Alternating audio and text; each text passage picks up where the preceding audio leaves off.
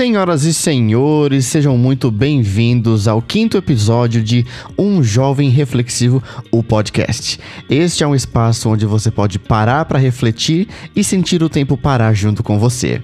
Para quem não me conhece, eu sou o Gui Mascarenhas e estou aqui para te conduzir em mais um passo na jornada de autodescoberta e na descoberta de várias nuances da nossa existência. Para quem já vem me acompanhando, no último episódio nós lemos um texto chamado Irreparável, que demonstra como nossa natureza é falha e cheia de erros que não podem ser consertados definitivamente. E por falar em erros, eu devo aqui um pedido de desculpas a todos vocês, pois, a bem da verdade, eu estava tentando estabelecer uma linha de raciocínio e nos meus comentários após o último texto eu acabei me equivocando, ou seja, cometi meu próprio erro. E disse que aquele texto, na verdade, se trata de uma sequela um tanto negativista após o cometimento de erros. Sendo que, na verdade, no episódio anterior ainda, eu comentei acerca dos erros que são tolos, erros bestas e erros infantis. E o texto irreparável, na verdade, se trata de erros comuns, mas que nos atingem de uma forma muito potente. E como uma espécie de spoiler, o texto de hoje vai tratar da consequência imediata, a consciência dos erros cometidos. Se você não gostou desse spoiler, eu peço mil desculpas. Mas se mesmo assim você quer continuar, eu recomendo que prossiga, porque esse texto está muito bom. Sem mais delongas, vamos ao texto, e após a leitura, eu converso mais com vocês.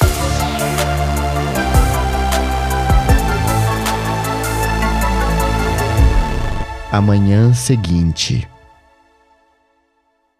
Até mesmo para fazer coisas inesperadas, indesejadas, surpreendentes ou até mesmo as mais cobiçadas, o começo nunca é fácil.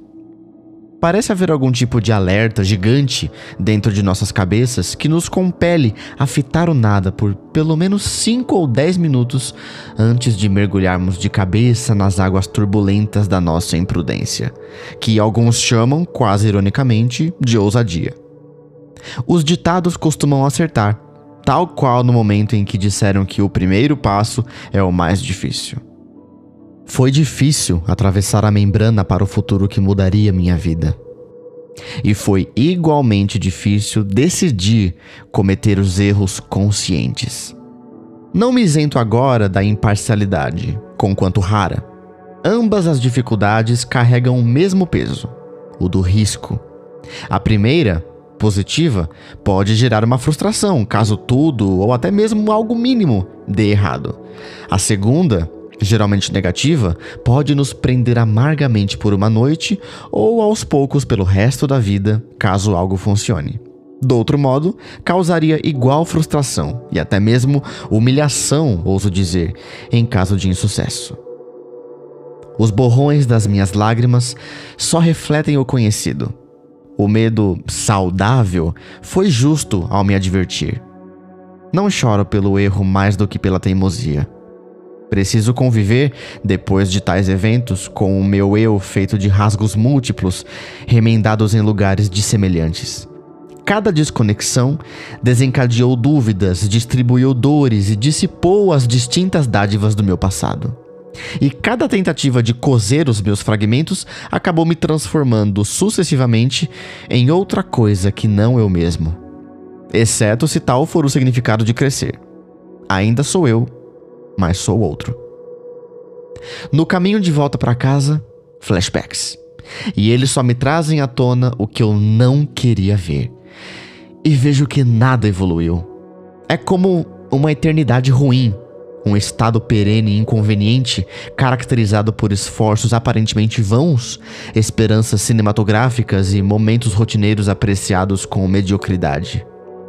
Para além das circunstâncias, vejo meus erros, do mais remoto ao mais imediato, e novamente tenho medo, este talvez não tão saudável quanto antes, de que cheguei a ser o meu eu final, definitivo, sem esperança, irreparável.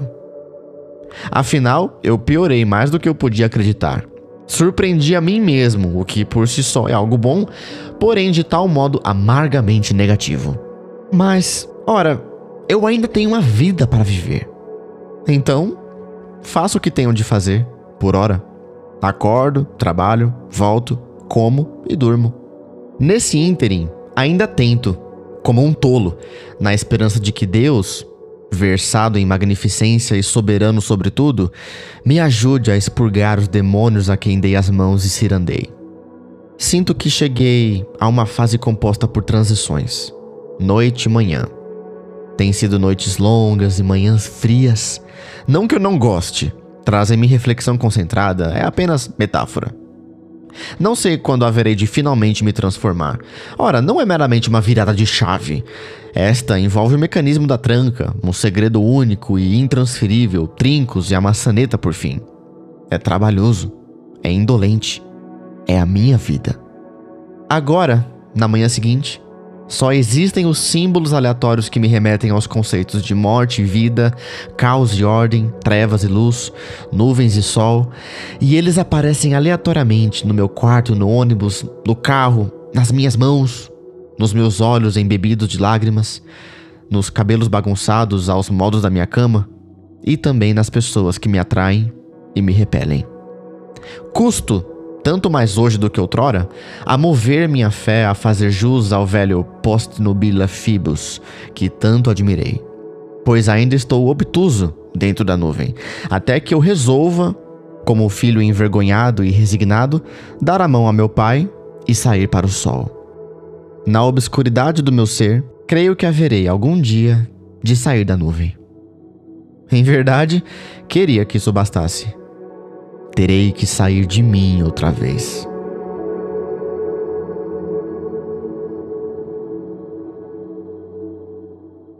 Senhoras e senhores, este foi o texto Amanhã Seguinte. Eu escrevi inspirado na música Only, do cantor Rai X. E é engraçado, eu vou divulgar isso aqui, mas isso já está na antologia. Esse texto é inédito, mas mesmo assim eu escrevi em continuidade a uma tradição que eu venho mantendo desde 2014, que é escrever um texto de aniversário. Então é como se fosse uma espécie de relatório anual e metafórico acerca do que, de uma forma geral, eu senti durante o transcorrer daquele ano. E 2024, para mim, foi marcado pela consciência de vários erros cometidos. Ou melhor dizendo, o sentimento que restou depois de eu ter adquirido a consciência dos erros, né? Os erros que eu cometi conscientemente, de certa forma. E eu vou fazer comentários acerca desse texto, um parágrafo por vez, e eu vou dando destaque aos trechos que eu acho mais relevantes para o entendimento, né? Primeiramente, eu tenho como ideia geral quando cai a ficha, né, de que você comete o erro. Só que no primeiro parágrafo eu faço uma retrospectiva do que acontece antes, né? Que você está consciente de que você vai cometer algum erro. É o tal do pecado premeditado, né? Quem é da igreja conhece bem esse termo. E você começa a fitar o nada. Você entra num estado de contemplação em que você fica pensando: caramba, eu vou fazer isso mesmo? Será que é de fato o que eu vou fazer? Eu sei que é imprudência, eu sei que é errado, mas eu vou fazer mesmo assim. Então é como se você estivesse apenas absorvendo a certeza que você já incorporou dentro de si para cometer aquele erro. E às vezes a gente pode ter uma noção de que isso é apenas uma contemplação súbita, mas a maioria, creio eu, num contexto social, digamos, chamariam isso quase ironicamente de ousadia. Não, o cara é ousado, o cara sabe que não pode, mesmo assim foi lá e fez. Como se ele tivesse coragem o bastante ou uma confiança extrema na própria capacidade de fazer e dar certo. E nos parágrafos seguintes, talvez tenha ficado um pouco confuso para o ouvinte, mas lendo é muito mais inteligível. Eu falo que ambas as dificuldades carregam o peso do risco. A primeira dificuldade que eu falo é atravessar a membrana para o futuro, que eu mencionei há 2 parágrafos antes. Atravessar a membrana para o futuro significa literalmente entrar no futuro, que, não ironicamente, acontece a partir de agora. Paradoxo, será? Então, a entrada para o futuro pode gerar uma frustração, caso uma coisa mínima dê errado. E a segunda dificuldade, que é o decidir cometer os erros conscientes, pode nos prender amargamente por uma noite. Ou seja, você pode ficar remoendo aquele erro o suficiente durante uma noite inteira, ou você pode remoer aos poucos, né? Parceladamente, pelo resto da sua vida, caso alguma coisa venha a dar certo. Ou seja, caso a sua empreitada errada dê certo, você pode sofrer os efeitos não do acerto, mas do seu erro, pelo resto da sua vida, em frações muito bem delimitadas. E aí, em seguida, eu entro de fato na contemplação de quando cai a ficha, né, do cometimento do erro. E aqui, a frase que eu mais gosto nesse texto é: não choro pelo erro mais do que pela teimosia. Ou seja, isso tem uma implicação muito clara de que eu errei várias vezes e da mesma forma. Então a teimosia, ela se consubstancia no fato de que você comete o mesmo erro várias vezes, como se não tivesse aprendido com ele. Ou pior ainda, como se você tivesse aprendido, mas mesmo assim você se recusasse a aplicar o aprendizado na sua vida. E agora você precisa aprender a conviver com o seu eu feito de rasgos múltiplos. O que eu quero dizer com isso? A cada vez que você erra, é como se um fragmento da sua alma fosse tirado de si e começasse a flutuar em volta de você. É como se você estivesse ali, mas você não fosse mais você mesmo. Eu poderia fazer uma analogia aqui ao Lord Voldemort, né? Ou aquele você sabe quem, o Senhor das Trevas, não sei o que, né? Só quem tá habituado ao universo de Harry Potter vai entender. Um abraço, Evelyn! Voldemort dividiu a sua alma em 7 partes. E esse tipo de magia, né? A tal das Horcruxes, era uma coisa proibida. Era magia negra de alto nível. Então, a cada vez que ele foi fazendo isso, a alma dele foi sendo despedaçada. Tudo bem que ele se perpetuou, mas, obviamente, isso teve um sacrifício muito grande, né? A vida relativamente normal que ele tinha, eu digo relativamente porque ele é um bruxo, né? Pelo amor de Deus. Foi se mitigando a cada vez que ele performava o feitiço. E a cada vez que a alma dele se fragmentava. Então, o nosso erro consciente causa essa desconexão com o nosso próprio eu.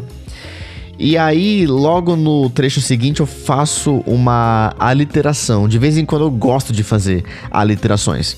Cada desconexão desencadeou dúvidas, distribuiu dores e dissipou as distintas dádivas do meu passado. Ou seja, você perde a sua identidade. Você começa a se questionar se você é realmente capaz de fazer as coisas certas. E até mesmo as coisas boas que você fez no seu passado parecem não valer mais de nada. E no trecho seguinte eu destaquei essa palavra aqui: e cada tentativa de coser. Pra quem não sabe, coser é o mesmo que costurar. Eu falei dos rasgos múltiplos e aqui eu tento remendar os fragmentos. E essa tentativa acabou me transformando num tipo de Frankenstein. É como se você pegasse um papel e amassasse, e você tentasse desamassar. Não vai ficar a mesma coisa. As marcas permanecerão lá. Que, na verdade, são as cicatrizes que eu mencionei em episódios anteriores. E aí eu falo do significado de crescer, que ainda sou eu, mas sou outro. Ou seja, você, como ser humano na sua essência, permanece o mesmo. Todavia, com a renovação do seu entendimento, você já é outra pessoa. Eu, por exemplo, por mais que eu já seja adulto há quase 12 anos, eu não sou mais a mesma pessoa de 3 anos atrás. E isso é uma característica muito notável do crescer. Você permanece a mesma pessoa, mas ao mesmo tempo, não.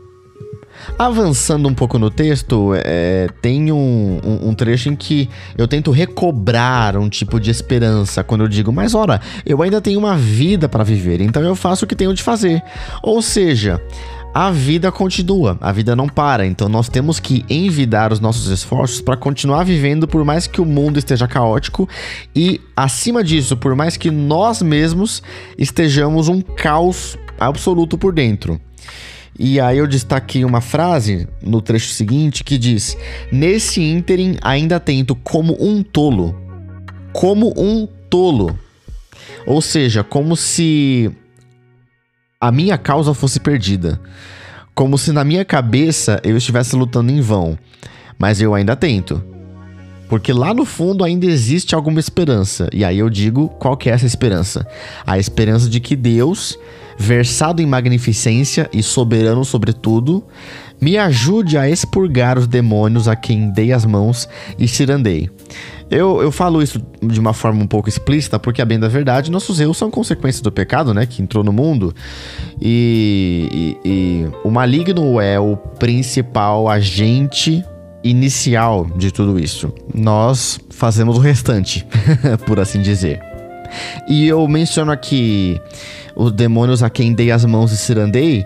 É uma alusão muito interessante que eu percebo agora, enquanto faço esse comentário. Aquele meme que todo mundo tá compartilhando por aí, né? Eu e o diabo de mãos dadas, lado a lado, alguma coisa assim. Nós dois lado a lado. Que na verdade é uma tradução muito tosca da música Me and the Devil, que é uma música bem antiga e que ficou conhecida também por causa de meme na versão de Soap and Skin, que apareceu na série Dark. A série fantástica, recomendo. E para finalizar esse comentário, no último parágrafo eu faço várias associações antagônicas: morte e vida, caos e ordem, trevas e luz, nuvens e sol. Mas eu faço essas relações antagônicas de propósito, porque essa é a minha visão atual de mim mesmo, porque eu sou uma mescla do erro com a consciência do que eu deveria ter feito, de que eu deveria tê-lo evitado. E aí eu falo mais pra frente: custo tanto mais hoje do que outrora a mover minha fé a fazer jus ao velho post nubila fibus. Post nubila fibus é uma máxima em latim, é como se fosse um provérbio, que, traduzindo a grosso modo, diz que depois da tempestade vem a bonança, depois das nuvens, o sol, ou depois da escuridão, a luz, que no caso é a minha tradução favorita. Ou seja, é a esperança de que depois desse caos virá a ordem, depois das trevas virá a luz, depois das nuvens virá o sol, depois da morte virá a vida. Então, a relação antagônica que eu estabeleço dá lugar, mais uma vez, a uma esperança que lá no fundo eu tenho, que por mais que seja difícil, ainda precisa ser exercida. E aí eu destaco mais uma palavra interessante no trecho seguinte: pois ainda estou obtuso dentro da nuvem. Você pode entender obtuso comumente na matemática, né, como aquele ângulo que é superior a 90 graus e inferior a 180. Porém, metaforicamente, você pode interpretar obtuso como alguém, digamos, desprovido de inteligência, ou ainda uma pessoa confusa. Uma pessoa a quem falta nitidez, clareza de entendimento. Então, quando eu digo que eu estou obtuso dentro da nuvem, eu estou confuso, eu estou meio que sem direção. Porque o cometimento do erro, ou melhor dizendo, a consciência disso, é tão impactante que me faz questionar tanta coisa e eu me perco dentro de mim mesmo. Fico totalmente obtuso. Até que eu resolva dar a mão ao meu pai, e aqui no texto eu coloco o pai com P maiúsculo, e sair para o sol. Sol também com S maiúsculo. Isso aqui é característica de simbolismo. Quem estudou no ensino médio vai entender. E eu fecho o texto dizendo que, na obscuridade do meu ser, creio que haverei algum dia de sair da nuvem. Eu estou aqui reforçando a esperança. E aí eu faço meio que uma confissão quando eu digo: em verdade, queria que isso bastasse. Como se eu soubesse que não basta. Não basta eu sair da nuvem. Não basta eu sair da minha confusão. E aí, 2 pontos, coloco um aposto: terei que sair de mim outra vez. Porque, afinal de contas, o problema sou eu. O maior problema da humanidade é a própria humanidade. Então, se quisermos parar de cometer erros, temos que simplesmente parar de cometer erros. Só que o cometimento de erros, como eu disse no texto anterior, é inerente à nossa natureza. E isso causa meio que um paradoxo, não é? A gente precisa parar de errar, mas a gente não consegue, porque nós fomos feitos basicamente na base do erro. E por mais que nessa vida nós tenhamos vários acertos e várias manifestações até divinas de bondade, de altruísmo, de sucesso, por assim dizer, nós vamos continuar com essa essência lá no fundo irreparável, o que me faz voltar ao texto anterior. Só que a percepção disso, por mais chocante que seja, e por mais que te deixe confuso e sem direção, não pode subverter a esperança que você tem. Lá no fundo eu sei que você tem esperança de voltar a acertar, de voltar ao caminho certo. E isso é uma dádiva, é a tal da resiliência, né, que o ser humano precisa ter, de, por mais que ele cometa erros, tentar mudar para melhor. É difícil, mas não é impossível. Volto a dizer aquela máxima em latim: post nubila fibus. Depois da escuridão, a luz. É isso aí, meus caros ouvintes, eu espero que vocês tenham gostado do episódio de hoje. Se você, porventura, lembra de alguém que precisa ouvir isso, compartilhe com essa pessoa, peça para ela seguir esse podcast. Toda sexta-feira temos mais uma reflexão para que a gente dê um passo a mais nessa jornada de autodescoberta, de autoconhecimento e também do conhecimento do mundo, talvez do universo que nos cerca, que também pode ter uma grande implicância dentro de nós mesmos. Se você se sentiu tocado por esse episódio, pela reflexão que foi exposta aqui, deixe seu comentário. Vamos estabelecer esse diálogo e fomentar ainda mais o conhecimento. Não se esqueça de que na próxima sexta-feira estamos de volta com mais um episódio e dessa vez, dando um pequeno spoiler, eu vou ler um texto acerca da primeira circunstância quando nós temos a consciência do erro. E essa primeira circunstância é um tanto mais negativista. Eu espero que vocês gostem. Um grande abraço para vocês, tenham um excelente fim de semana e até a próxima.